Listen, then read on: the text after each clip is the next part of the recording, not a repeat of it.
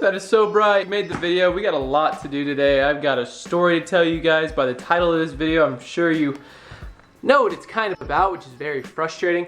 I also have to get the vehicle registered in my name. I have to do that within 10 days in California, and in California I have to show a recent smog check. So I have to go get the vehicle smogged. I go to the DMV and register the vehicle in my name. I gotta tell you the story. I gotta go to school. I gotta do homework before I go to school. It's been a long day and a long weekend due to all the stuff that I have to do. But we're just gonna get to it, and I'm gonna be using my old camera just because the memory card of my other camera is kind of weird and acting up, so I don't want it to act up while I'm shooting this video. So yeah, so if you see a little bit of a difference in quality between this camera and that camera, it won't last forever, guys, so just stick with me in this video and you'll be good. That's just a good shit. Gold start. Didn't really get to show you guys, but it was a pretty beast. Gold start. So good news, the car actually passed smog. There was one reason why I was actually a little scared of getting smog, just because when I got the inspection, one of the things that was wrong was the catalytic converter was cracked or something like that. And it's making noise and weird stuff. But looks like that crack is not disabling it from getting smogged. I know there's probably a better word than disabling. That's the only thing I can think of at this point.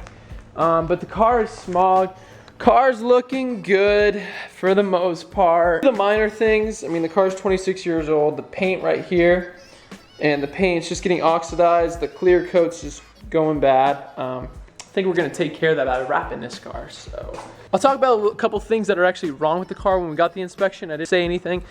Car needs rear brake, and that's the reason why the e-brake really isn't working. The e-brake works, it just doesn't catch because the rear brakes are so worn. Ball joints needs to be replaced. Catalytic converter's cracked, like I said before. The RPM gauge didn't work, but now it does, oddly enough, and I'll tell you guys why it works, which is kind of a funny story, kind of a bad story, but I'm glad the RPM gauge, it works. It works now. It didn't when I got the inspection, but it works now, so the tachometer is all good. There is a little tiny tear in the soft top hood. It's in the back, so that needs to either be stitched up or replaced. Car has 101,000 miles on it. It's 26 years old. The antenna's broken. The stereo doesn't work very well because it's kind of old. The AC does not work at all. The engine runs really good. The motor's solid. Everything mechanically wise in the engine bay is perfect. There doesn't need to be a heat shield needs to be removed. It's making a weird noise when I drive, so that's one of the other things. So there are a few things wrong with the car. I plan on getting coilovers on the car, so that would take care of the shock issue. I already have new brakes in my house that I'm most likely just gonna get done at H&A because I don't want to deal with it, to be honest. I'll deal with it when I go bigger brakes. These aren't even bigger brakes. There's nothing special about these brakes. They're just brakes, Miata brakes, like cheap Miata brakes. Later on, when I plan on autocross this car, I will do a brake job myself and I'll go bigger brakes and stuff like that, so you guys will see that, which is exciting. But for right now, I just need brakes on the car, so honestly, I can just drive it. One thing is weird is the tire size, 185/60, is same for every single tire over here, which is a little bigger. It's 70 instead of 60. So that's kind of funny. I'm gonna get some homework done and I'll come back to you guys in a second and tell you the accident, the incident you guys are probably waiting for. I've had the car for, when I got in the accident, I had the car for 4 days.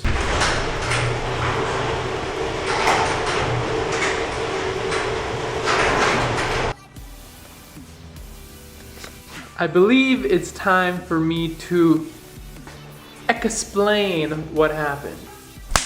Okay, it's about that time where I talk about the accident I got in with this car.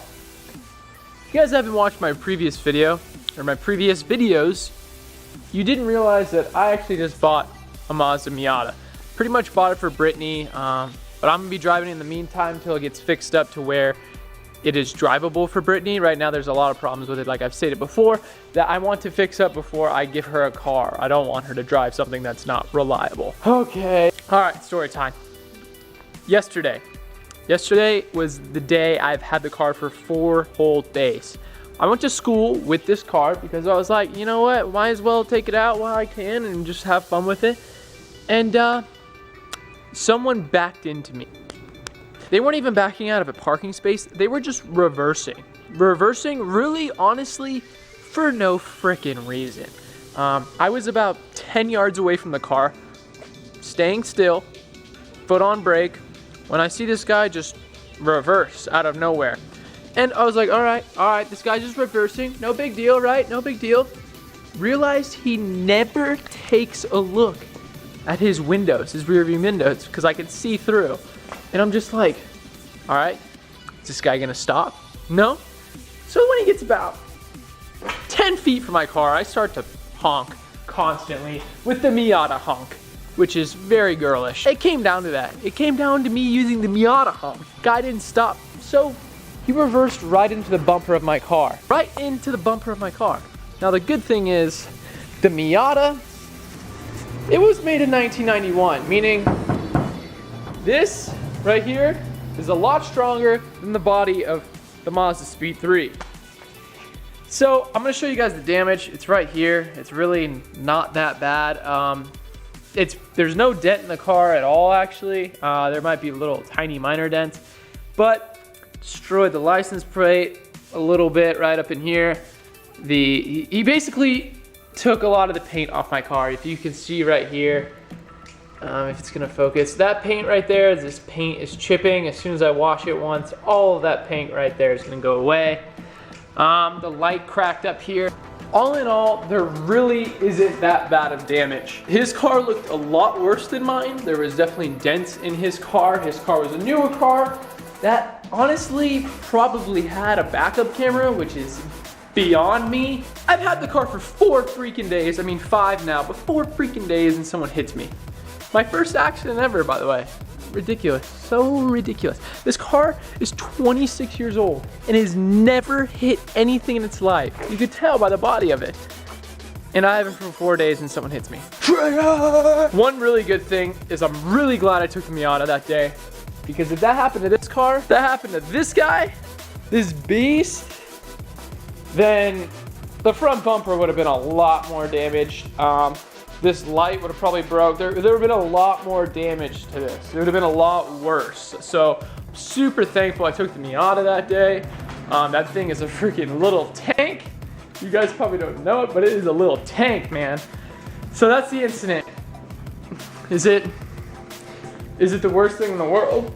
No. Is it the best thing in the world? Definitely not. At the end of the day, I got the guy's information, the insurance, his phone number, his driver's license, and everything.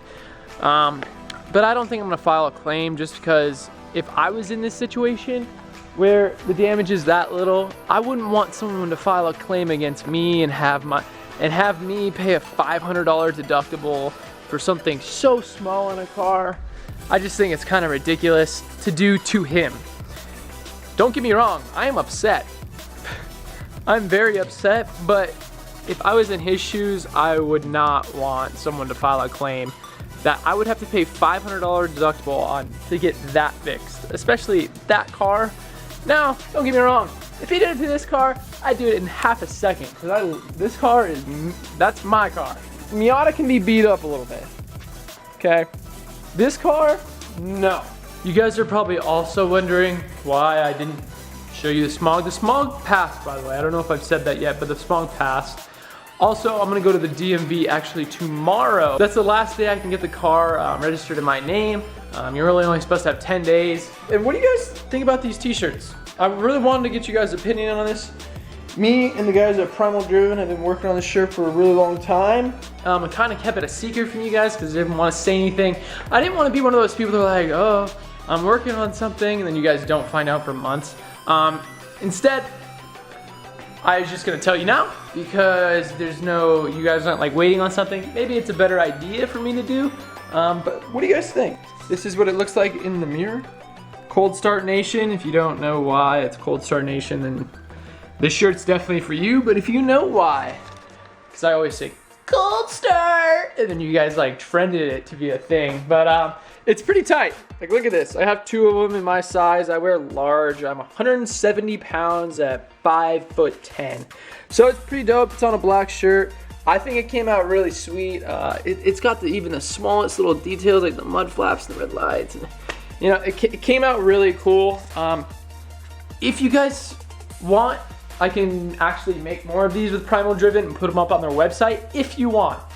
I definitely don't have to either, but if you guys want to pick up a shirt, I could do like maybe a sale for 48 hours or something like that and see if you guys want it or not. It's no skin on my back if you don't want it or not. I think they came out really tight though. I would definitely like people to have them. I'd definitely like people to be excited about it. I think it came out really cool. We did it for the event on Saturday, the Primal Driven HQ meet. So if you guys want to if you guys would want one of these shirts, let me know and I will make that link live for you guys to go get one. Believe me, I want people to have this. I think it came out super tight. So let me know in the comments down below. We'll make it easy for me. If you want a shirt, put in the comments below hashtag shirt.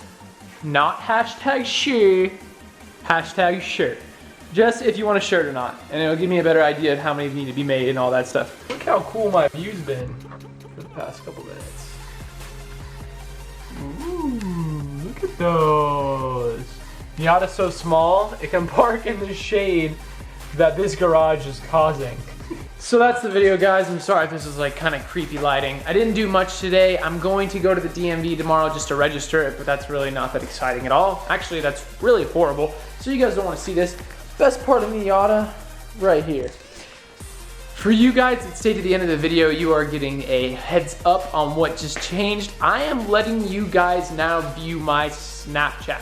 My Snapchat has been personal for a very, very long time. So right now, all you guys always ask me, we want to see your Snapchat stories. We want to see your Snapchat stories. If you want to follow my Snapchat, it is on the screen right now. It is Danny Kid and the number 2, Danny Kid 2. You can follow my Snapchat, my stories. I do post stories a lot. I like to think they're entertaining, but some days I also don't post stories. So don't get upset if I don't post. So it's pretty cool. If you guys want to follow my Snapchat, you can go ahead and do that. You don't have to, don't get me wrong, but it's another way to connect with me. That'd be really cool if you guys did. I'm gonna end the video there. So I wanna thank you guys so much for watching. See ya. Peace out.